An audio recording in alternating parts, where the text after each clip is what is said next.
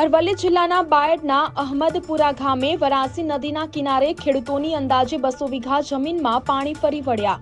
ઉપરવાસમાં વધુ વરસાદ પડવાને લઈ વારાસી નદીએ રૌદ્ર સ્વરૂપ લીધું હતું. નદી કિનારે આવેલ અંદાજે 200 વીઘા જેટલી જમીનમાં ખેડૂતોનો પાક નિષ્ફળ ગયો છે. જગતના તાત એવા ખેડૂતોને ફરી રાતા પાણીએ રોવાનો વારો આવ્યો છે.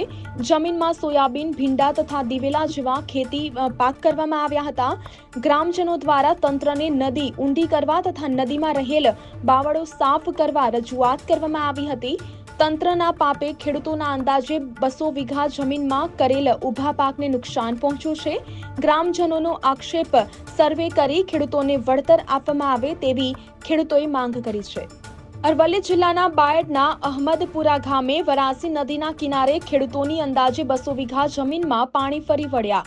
ઉપરવાસમાં વધુ વરસાદ પડવાને લઈ વારાસી નદીએ રૌદ્ર સ્વરૂપ લીધું હતું. નદી કિનારે આવેલ અંદાજે 200 વીઘા જેટલી જમીનમાં ખેડૂતોનો પાક નિષ્ફળ ગયો છે.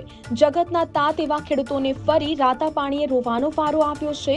જમીનમાં સોયાબીન, ભીંડા તથા દિવેલા જેવા ખેતી પાક કરવામાં આવ્યા હતા. ગ્રામજનો દ્વારા તંત્રને નદી ઊંડી કરવા તથા નદીમાં રહેલ બાવળો સાફ કરવા રજૂઆત કરવામાં આવી હતી. તંત્રના પાપે ખેડૂતોના અંદાજે 200 વીઘા જમીનમાં કરેલ ઊભા પાકને નુકસાન પહોંચ્યું છે. ગ્રામજનોનો આક્ષેપ સર્વે કરી ખેડૂતોને વળતર આપવામાં આવે તેવી ખેડૂતોએ માંગ કરી છે.